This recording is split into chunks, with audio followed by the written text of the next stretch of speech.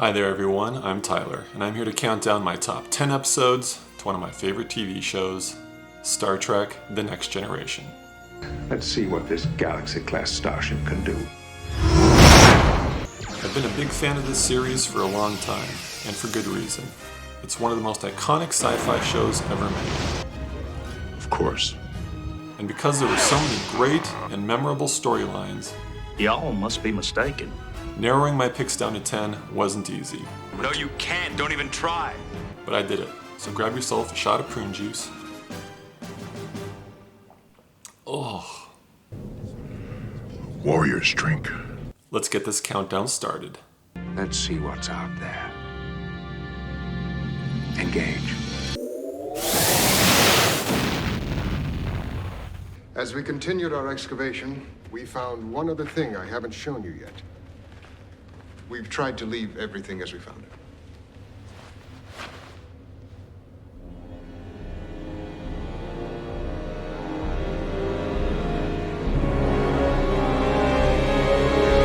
Time's Arrow, Parts 1 and 2.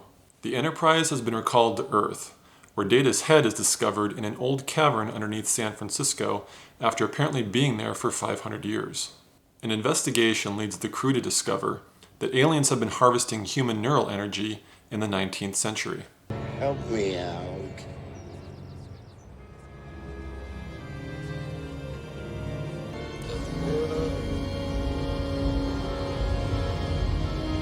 The team goes back in time in an attempt to stop it.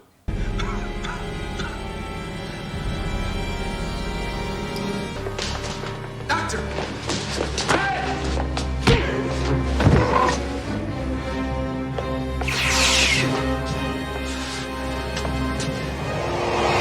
Along the way, they run into Samuel Clemens. They also meet up with a younger Guinan who happened to be visiting Earth at that time. When the aliens are confronted, Data loses his head back in the 19th century.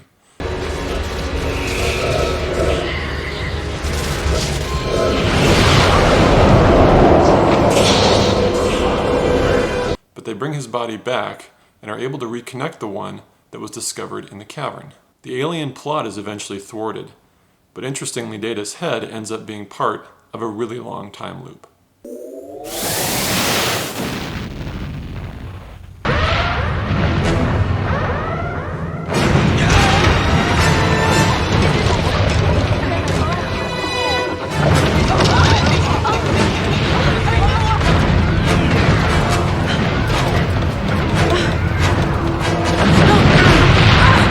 Disaster.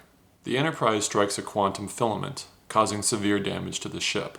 To make matters worse, the crew is stranded in different areas and unable to communicate with each other. Chief O'Brien, the turbo lifts aren't working. A lot of them are put in dangerous situations that they need to deal with in order to survive, and many find themselves out of their comfort zone. Troy is forced to take command on the bridge and needs to make some very difficult decisions. You can't let wishful thinking guide your decision, Counselor. It's time to leave. We will separate the ship when I decide that it's time and not before. Is that clear, Ensign? Yes, perfectly. Picard gets stranded in a turbo lift with some whiny kids and needs to rescue them. I want you all to stop crying. Everything is going to be all right.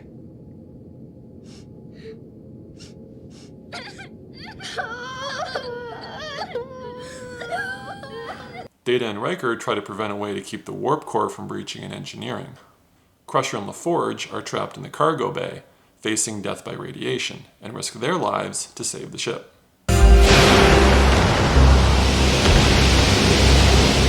And Worf has to deliver a baby. Push! Push! I am pushing!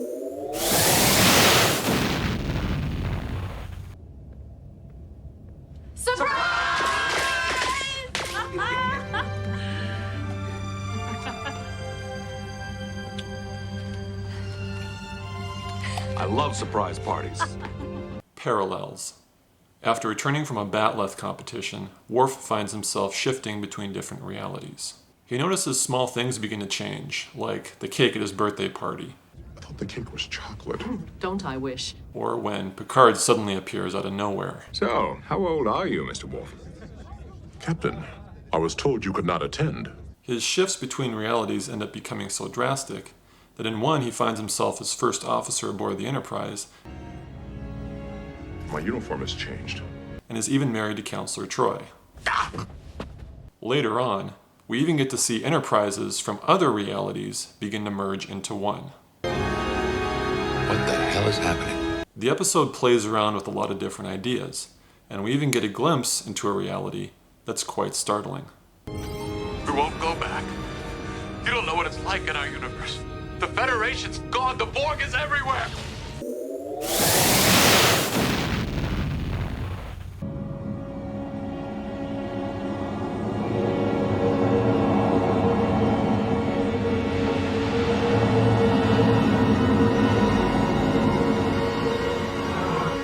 Schisms. Riker finds himself being sleep deprived, inexplicably losing substantial amounts of time in the middle of the night. Then a number of odd experiences get reported by other crew members, who say that they have unnerving reactions to certain objects, and who are also experiencing losses of time in their day with no explanation. Data, I've been there for over an hour and a half. That is not possible. My internal chronometer indicates you have been gone for exactly 1 minute 15 seconds. After deciding to share their experiences with each other, they discover that they've been unwilling participants in an alien abduction plot. Computer, there were noises coming from the darkness. More like clicks. I've been in this room before. We've all been here before. It's a genuinely creepy episode, but it also has one of the funniest scenes in the whole series, where Data tries to give a poetry reading and everyone is bored out of their minds. Felis catus. Is your taxonomic nomen the state of your emotion?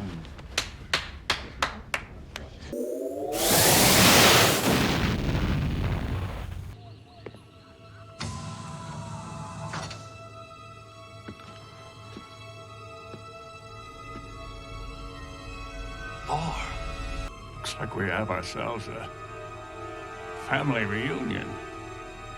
Brothers.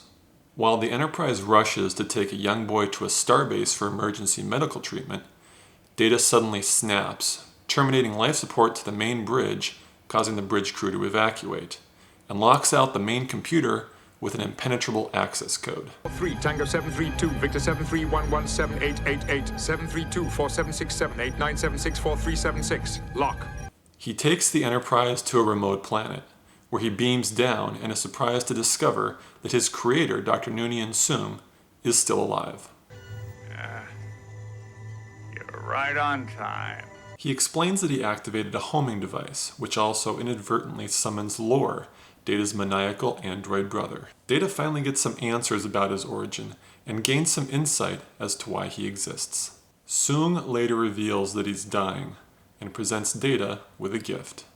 This is why I've brought you here, Data. Basic emotions.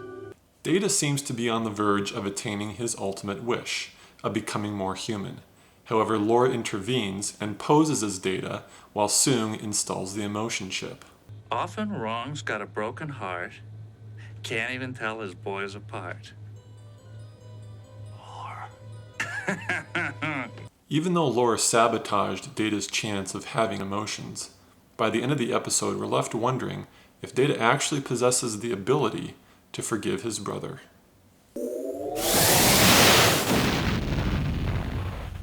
Let's make sure that history never forgets the name. Enterprise. Yesterday's Enterprise. When the Enterprise C emerges through a time rift, an alternate timeline is created, and right away we notice that everything's different, like the bridge and the uniforms. Even Tasha Yar is now alive and she's replaced Worf at Tactical. We find out that the Federation has been in a long war with the Klingons, and somehow Guinan is the only one who's able to sense that everything's changed. She tries to convince Picard that the Enterprise C has to go back, but he initially refuses because it would mean that they would be fighting a hopeless battle defending a Klingon outpost. Who is to say that this history is any less proper than the other? I suppose I am. Not good enough, damn it! Not good enough! I will not ask them to die. Eventually, Picard is convinced that sending the ship back would change history and prevent the Klingon War from ever happening. One more ship will make no difference in the here and now. But 22 years ago, one ship could have stopped this war before it started. This episode has plenty of tension and a well-structured story. And even though Worf is only briefly in the episode, we see him introduced to what will become his favorite beverage. It's an Earth drink. Prune juice. Warrior's drink. Ensign, take us on a course. Captain.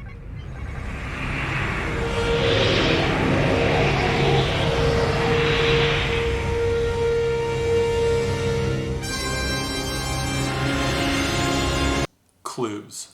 When the Enterprise tries to explore a nearby planet, a wormhole emerges and seems to momentarily stun the crew, except for Data, who's immune to the effect. Several clues surface later on, which indicate that a much longer period of time had elapsed before the crew woke up, and Data seems to be the only one who can provide an explanation for what really happened, but is uncooperative when Picard presses him for answers. I order you to directly answer me.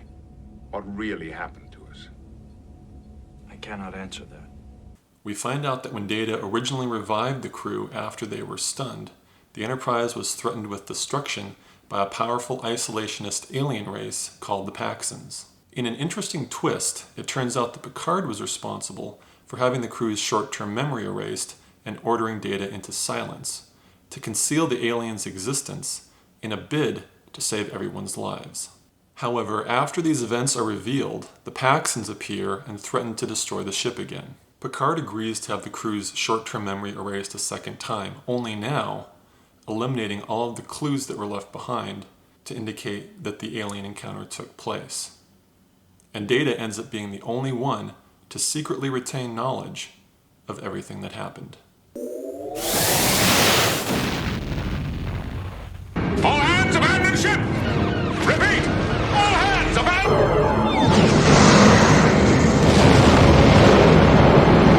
Cause and effect.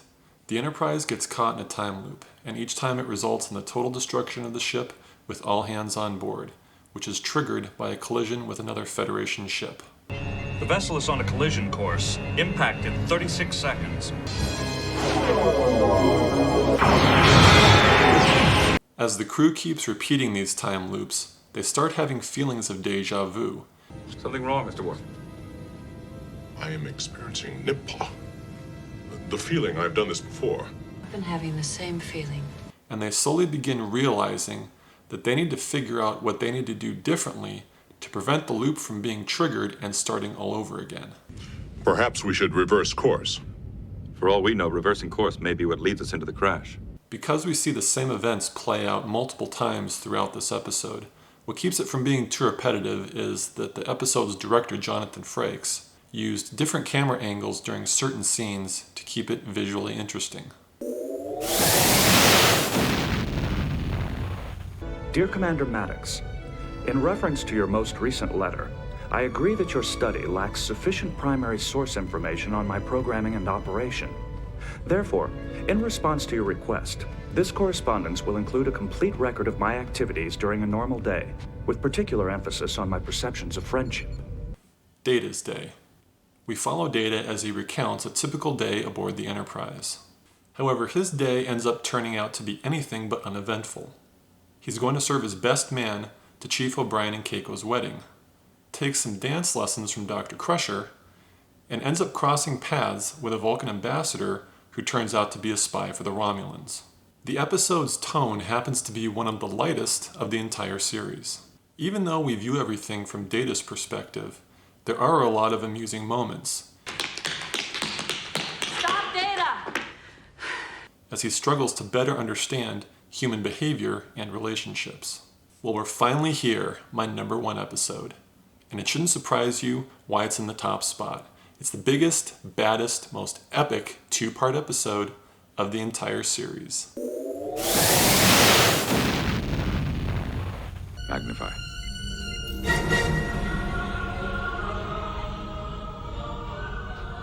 Mr. Worf, dispatch a subspace message to Admiral Hansen.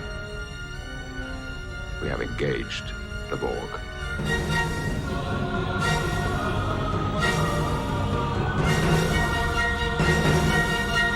The Best of Both Worlds, Parts 1 and 2.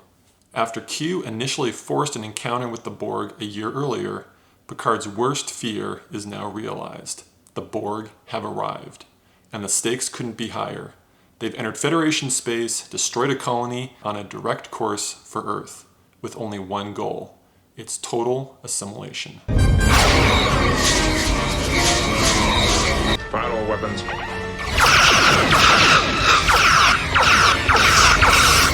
And we get one of the most shocking cliffhangers ever by the end of Part 1. The Borg managed to kidnap Picard and assimilate him, becoming Locutus of Borg. Jean-Luc.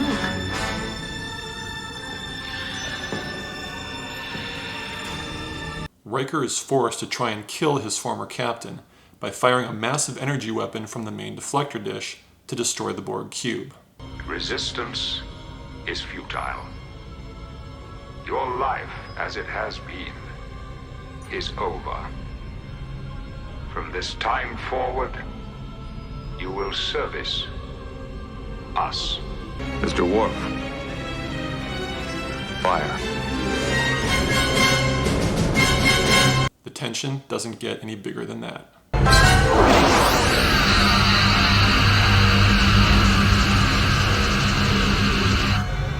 The Borg ship is undamaged.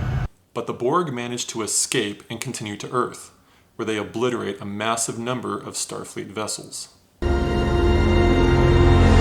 Riker devises a clever deception scheme to separate the ship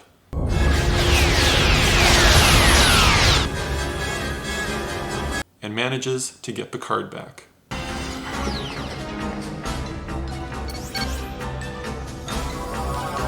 They establish a link to the Borg hive mind through Locutus and implant a command to trick the collective into thinking that they need to regenerate.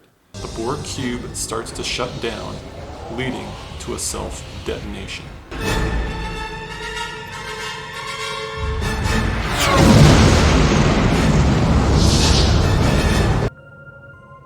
How much do you remember? Everything. So the Enterprise is now back at Earth, and things seem to be pretty much back to normal. But as Picard begins his recovery, he's left traumatized by his experience as Locutus, and the episode ends on a particularly haunting note. So those are my top 10 episodes. Let me know what some of your favorites are in the comments below, and be sure to like and subscribe for more videos. Thank you so much for watching. See you next time.